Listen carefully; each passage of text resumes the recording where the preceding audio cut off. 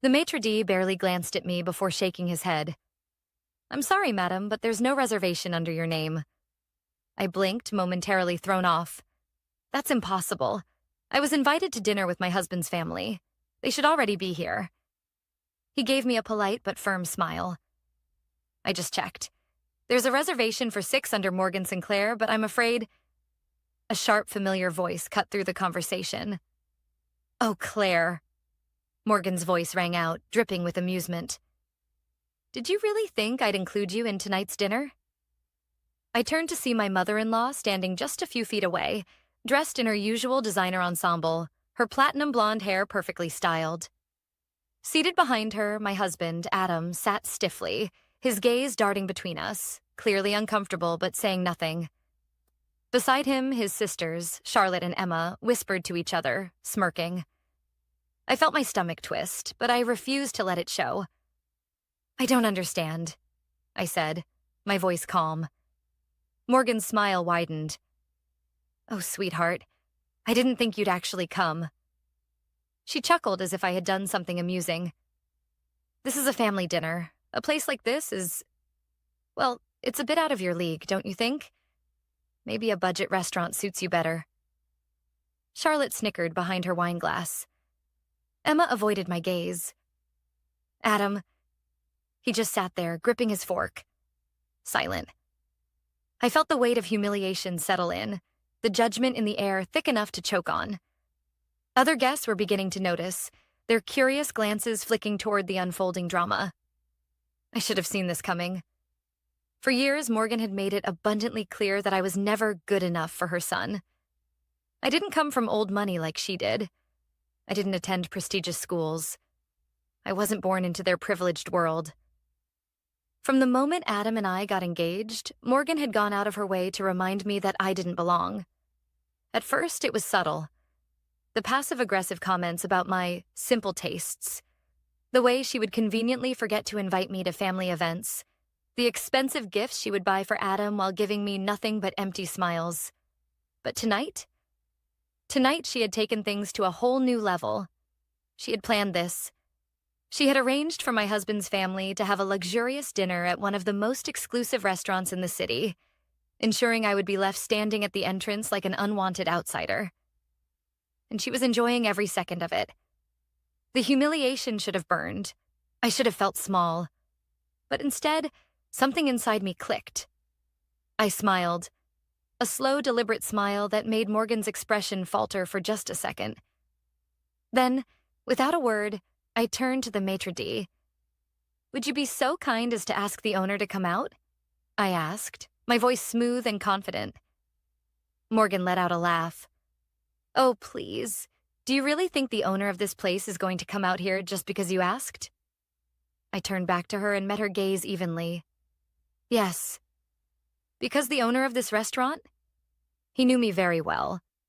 And in a few moments, my dear mother-in-law was about to learn a lesson she'd never forget. Morgan's smirk didn't waver, but I could see it. The slightest flicker of doubt in her eyes. She had spent years treating me like an outsider. But tonight, she had escalated her little game into outright humiliation. And she had done it in front of my husband, his sisters, and a restaurant full of people. The air around us felt thick, heavy with anticipation as I stood my ground, refusing to let her win. The maitre d' hesitated, clearly unsure whether to humor my request. But before he could respond, a deep voice cut through the tension. "Claire?" I turned just as Daniel Laurent, the owner of this exclusive establishment, stepped into view. A man in his early 50s, Daniel was the definition of refined elegance. Salt and pepper hair, a tailored suit, and the kind of confidence that came with owning one of the most sought-after restaurants in the city. Morgan's eyes widened slightly as she registered the way he looked at me. Not with dismissal, but with genuine warmth. "Daniel?" I greeted, my smile widening. "It's been a while." His gaze flickered over to Morgan, then to Adam and his sisters, before settling back on me. "It has. What brings you here tonight?" I gestured toward the table where my in-laws sat, their expressions shifting from amusement to something far more uncertain. Apparently, I wasn't included in the reservation, I said lightly. A bit of an oversight, wouldn't you say? Daniel's eyes darkened slightly, catching the unspoken subtext in my words. Then, just as quickly, a polite smile curved his lips. That won't do at all, Morgan scoffed, crossing her arms. Oh, please, do you really think this restaurant can just find a seat for her? This is a private dining establishment. You don't just walk in and expect a table. Daniel's expression remained unreadable. You're absolutely right, Mrs. Sinclair, he said smoothly. This restaurant does not accept last-minute walk-ins. I felt a pang of disappointment, but before I could respond, he turned toward the maître d'. But Claire is not a walk-in. She is family.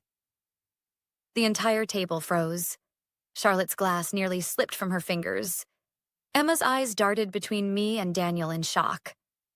And Adam? His grip tightened on his silverware, but still he said nothing. Morgan, however, wasn't one to back down easily. She let out a disbelieving laugh. Family? Oh, this is rich. You must be mistaken. Claire is my son's wife, and I assure you she has no connections to— Actually, I interrupted smoothly. Daniel and I go way back. Morgan narrowed her eyes. How? I leaned forward slightly, my voice just loud enough for those at the nearby tables to overhear. Before I married Adam, I used to work in fine dining. And Daniel? He was my mentor. A stunned silence settled over the table. Morgan opened her mouth, likely to protest, but Daniel cut her off with a smile that didn't quite reach his eyes. Claire isn't just some former employee, he said calmly. She trained under me when she was fresh out of culinary school. I personally taught her everything she knows about hospitality and high-end service. She was one of the best students I ever had. Morgan's jaw tightened. This was not going how she had planned. I could see the realization settling in. The fact that, despite all of her efforts to belittle me, I had a past she knew nothing about. A past that now undermined her entire stunt. And I wasn't finished. I turned to the maître d', still standing awkwardly at his podium. I assume Daniel's word is good enough to find me a seat? The maître d' immediately straightened. Of course, Miss Claire. I'll have the staff prepare a table right away. Morgan's face turned a shade of red I had never seen before. This is ridiculous, she hissed under her breath.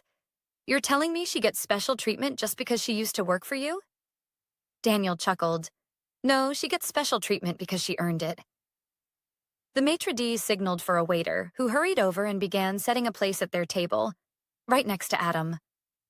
Oh, I mused, feigning surprise. Looks like there's actually plenty of room after all. Morgan's fingers curled into fists against the tablecloth. This is absurd. I leaned in just slightly, lowering my voice so that only she could hear. What's absurd is that you thought you could humiliate me and get away with it. Her nostrils flared. You're being dramatic. I shrugged. I'm just enjoying dinner with my family. Isn't that what you wanted? Before she could snap back, Daniel patted my shoulder. I'll have the chef send over something special for you, Claire. Morgan nearly choked. Something special? Daniel smiled. On the house, of course. Morgan was seething now, but there was nothing she could do. Adam, still silent, reached for his drink. But I caught the flicker of something in his expression. Was it relief? Embarrassment? Shame? I wasn't sure. But what I did know was that this dinner had just begun. And Morgan Sinclair? She was going to regret ever thinking I could be dismissed so easily. The waiter placed a freshly polished silver plate in front of me, followed by an elegant amuse-bouche. Something delicate, artfully arranged and entirely complimentary, courtesy of Daniel. Morgan's expression? Pure unfiltered rage. Oh, I murmured, picking up my fork and slicing through the dish with practiced ease. This looks incredible. I took a bite, savoring it. Not just the taste, but the deliciously tense silence that followed. Across the table, Charlotte and Emma exchanged wary glances. Adam still hadn't said a word. choosing instead to stare at his wine glass as if it held the answers to his problems. Morgan, however, wasn't the type to accept defeat gracefully. She took a slow sip of her own wine before placing the glass down with a little too much force. "Well," she said, forcing a tight smile, "I suppose it's only natural that someone like you would know people in hospitality." I arched a brow. "Hospitality?" Morgan waved a hand, feigning politeness. "You know, service industries, waiting tables, kitchen work. Not exactly the kind of careers we're accustomed to in this family." Ah, there it was. The real reason she had orchestrated this entire charade. It wasn't just about excluding me from dinner. It was about reminding me, in front of everyone, that in her eyes, I was still just a woman who had worked her way up from nothing.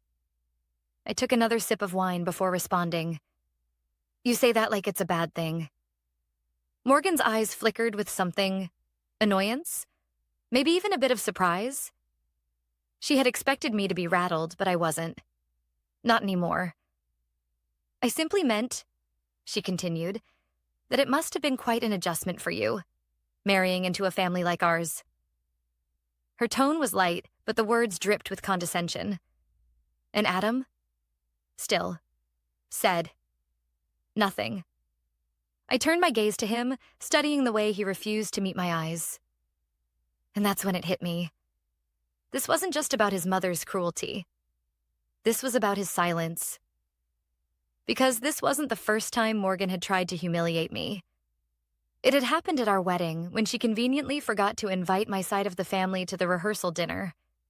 It had happened at Christmas, when she gifted me a cookbook titled "Simple Recipes for the Clueless Wife" in front of an entire room of people. It had happened last summer, when she made a snide remark about how fortunate I was that Adam had taken a chance on me. And every single time, Adam had let it slide. And I had told myself it wasn't worth fighting over, that I didn't want to be the cause of conflict.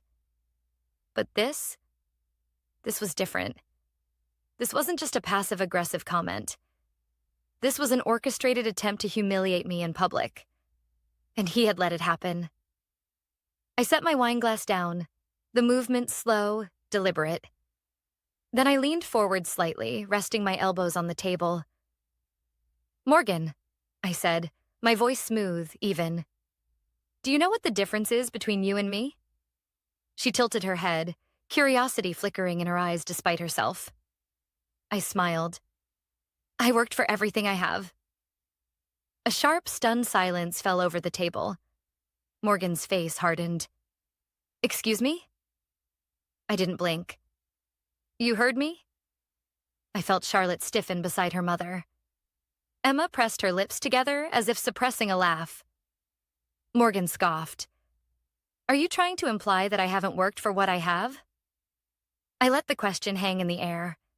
And then, before she could formulate another condescending response, I added, "I didn't marry into wealth. I didn't inherit status. I built my career from the ground up. And yet," I gestured at the table. "Here we are, sitting at the same restaurant, eating the same food, with the same level of respect from the owner." Morgan's fingers curled around her napkin, knuckles white. Charlotte and Emma weren't laughing anymore. And Adam? He looked like he wanted to crawl under the table. For the first time since I had met Morgan, I saw something flicker across her face. Something she usually hid too well. It wasn't anger. It was fear. Because she had spent years trying to convince herself that I didn't belong, that I was lesser, that I was just some gold digger who had latched onto her son.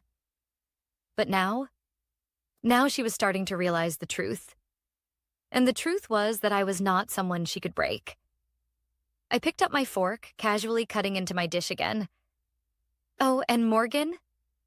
She exhaled sharply through her nose, clearly furious that I had stolen control of the conversation. "What?" I smiled, slow and deliberate. "You should be careful about who you look down on." I speared a bite of food and placed it in my mouth, chewing slowly before adding, "You never know who might end up above you." The tension at the table was suffocating. Morgan, usually poised and in complete control, sat stone-faced, her fingers curled so tightly around her wineglass that I half expected it to shatter. Adam looked like he wanted to disappear into his seat. Charlotte and Emma were stealing glances at each other, clearly wondering if they should intervene. And me? I had never felt more certain of my place. I could see it in Morgan's expression, the way her carefully curated mask of superiority had cracked, even if just for a moment. She wasn't used to being challenged. She had built her power on people bending to her will, on people being too afraid or too polite to put her in her place. But I wasn't afraid of her anymore. Morgan took a slow breath, composing herself before placing her glass down with a soft but deliberate click. "I see," she said finally, her voice deceptively smooth. "I suppose I should commend you, Claire. You've managed to elevate yourself beyond your circumstances."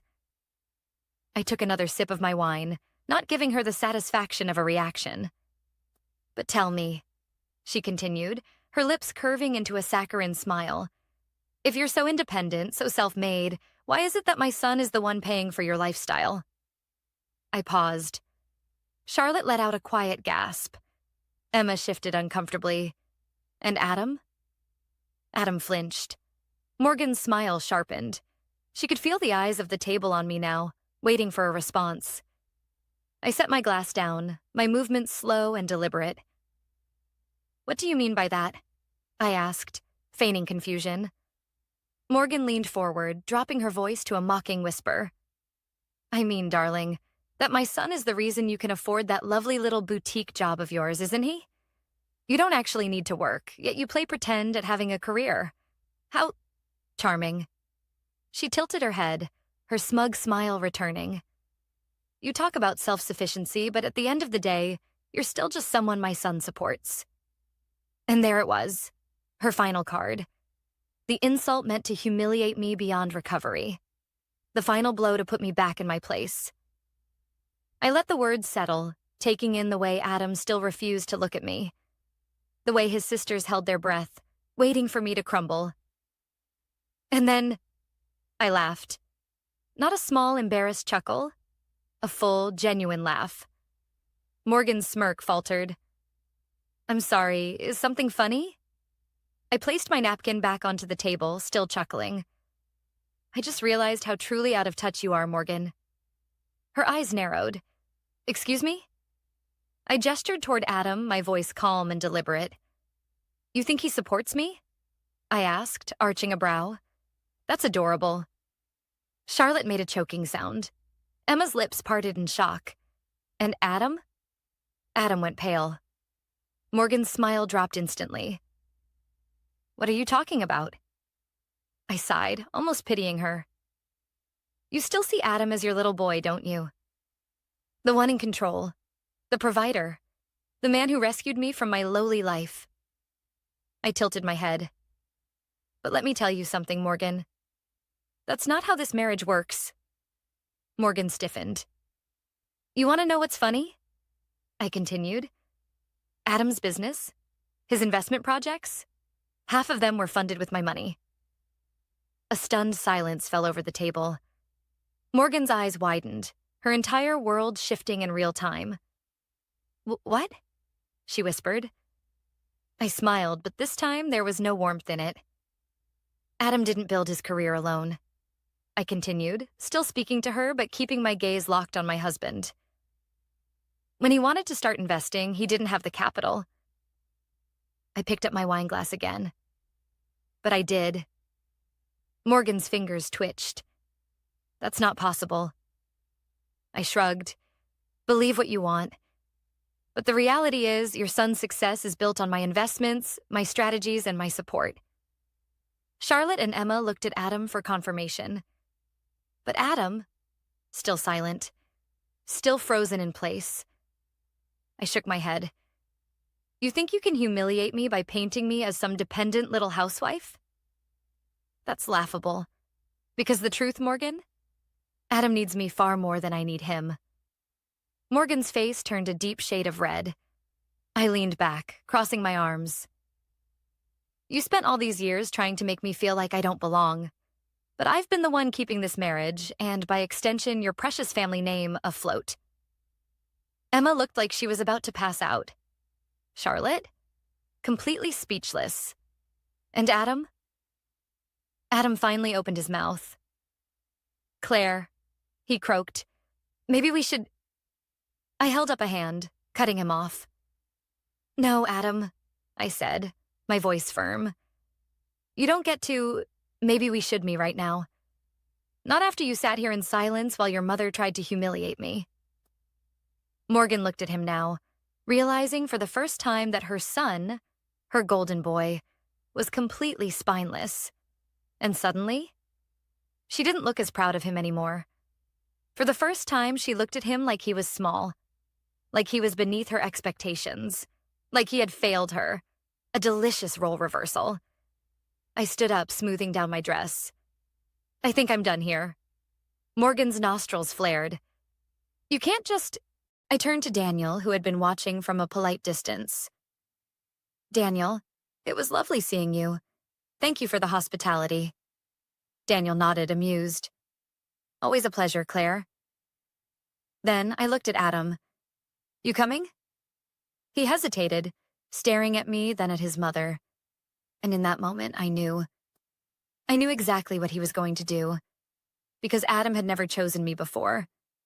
And he wasn't about to start now. Morgan smiled, triumphant. And I? I smiled right back. Because what she didn't know was, I had already made my choice too.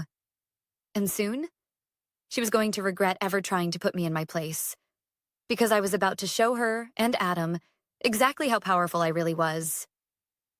Adam didn't follow me. I hadn't expected him to. As I stepped outside the restaurant, the cool night air brushed against my skin, but I barely felt it. My mind was sharp, clear. This dinner had been a long overdue wake-up call, a moment of truth that had been years in the making. And now, it was time to act. I pulled out my phone, my fingers steady as I typed a message. Me, we're moving forward. Initiate the process first thing tomorrow. Within seconds, the response came. Attorney. Understood. You'll have the first draft of the divorce settlement by noon. I exhaled slowly, staring at the screen. Divorce. The word didn't scare me. What scared me was how long I had ignored the truth. That Adam had never been on my side. That for years I had been alone in my own marriage. But not anymore. Tonight had been the final push I needed. And Morgan? She had no idea just how thoroughly I was about to upend the life she had worked so hard to control. I arrived home before Adam, which gave me just enough time to do what needed to be done. First, I walked into the home office, the one that Adam used for his investments. And I opened the safe. The passcode? He had never changed it. A mistake. Inside were all the financial documents, bank statements, investment portfolios, business agreements, and the one I was most interested in. The contract that tied his most lucrative investment to my initial funding. I picked it up, scanning the familiar legal jargon. This was the document that proved I was the financial backbone of his entire empire. Morgan thought her son was the great businessman of the family. But without me, he was nothing. I took a quick photo of the contract, then placed it back exactly where I found it. There was no need to take it, not when I already had what I needed. Next, I went to the bedroom. I pulled out a suitcase and began packing. Not in anger, not in haste, but in absolute clarity. This wasn't an emotional decision. This was a calculated departure. By the time Adam walked through the front door, I was sitting on the couch, suitcase by my side, waiting. He paused in the doorway, staring at me like he wasn't sure if he had come home to the right house. Claire? I tilted my head. Took you long enough. His eyes darted to the suitcase, his breath catching. What are you doing? I stood up, calm and controlled. Leaving. Adam's mouth opened slightly, but no words came out. You made your choice, Adam, I said smoothly. Back there at the restaurant. When your mother humiliated me, again, and you just sat there. His jaw tensed.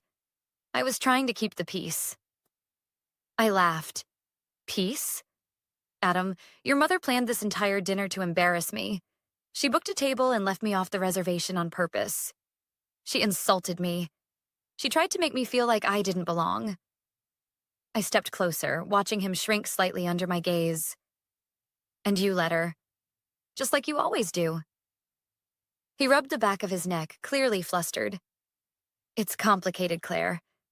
You know how she is. I let out a breath. No, Adam. It's simple. You're weak.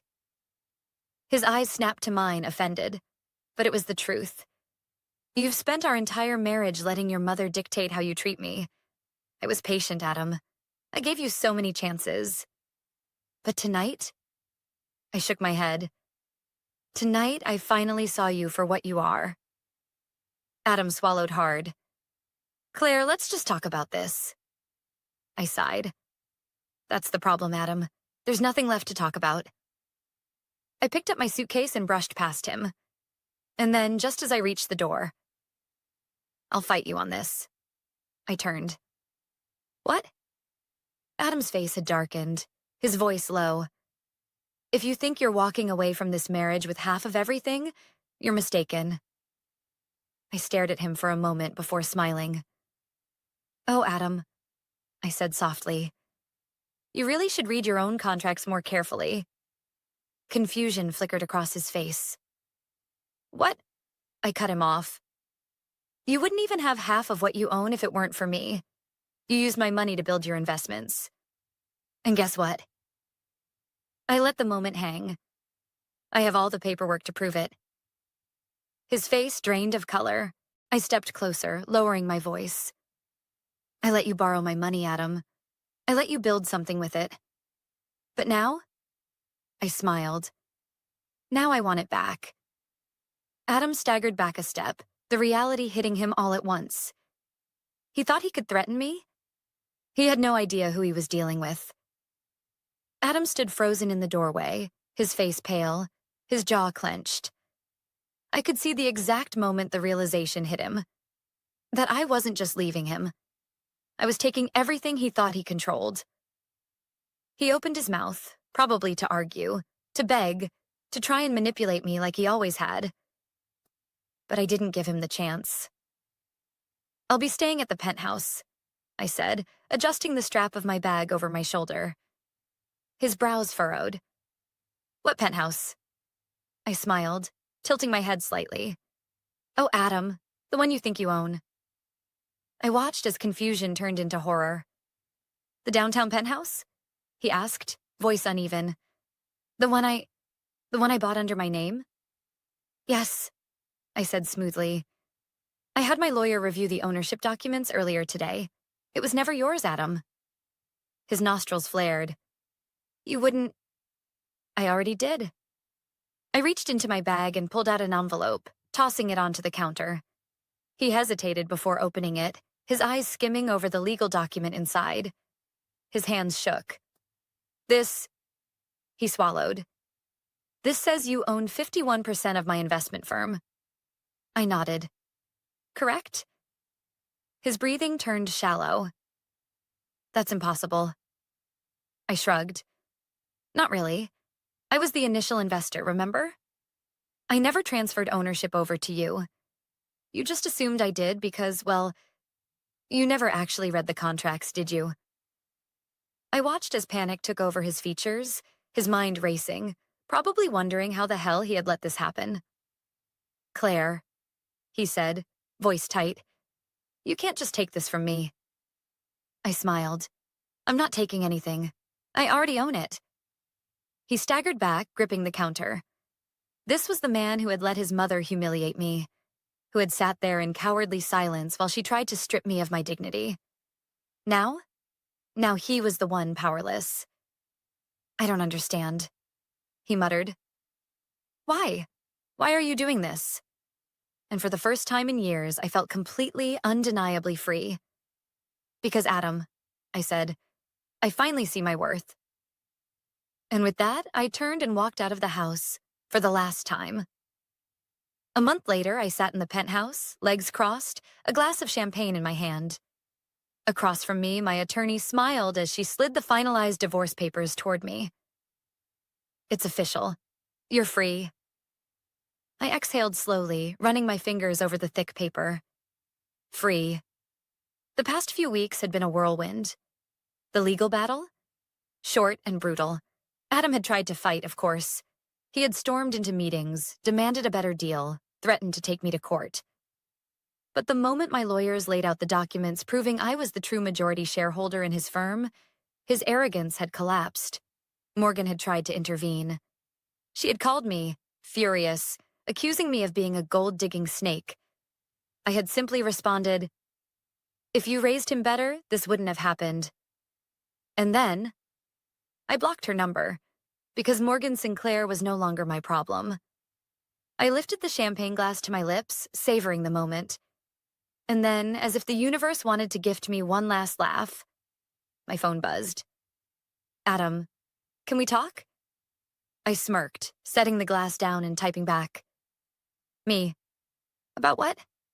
A pause. Then, "Adam, I don't know what to do." I exhaled, shaking my head. It was sad, really. For years, I had waited for Adam to show up for me, to be the man I thought I married. I had waited for him to stand up to his mother, to fight for me the way I had fought for him. But now I saw him for exactly what he was.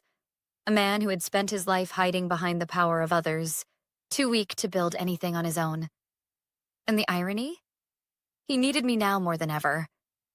But I didn't need him at all. I typed one final message. Me. That's not my problem anymore. Then I blocked his number too, because for the first time in my life, I was choosing myself. And that was the most powerful thing I had ever done.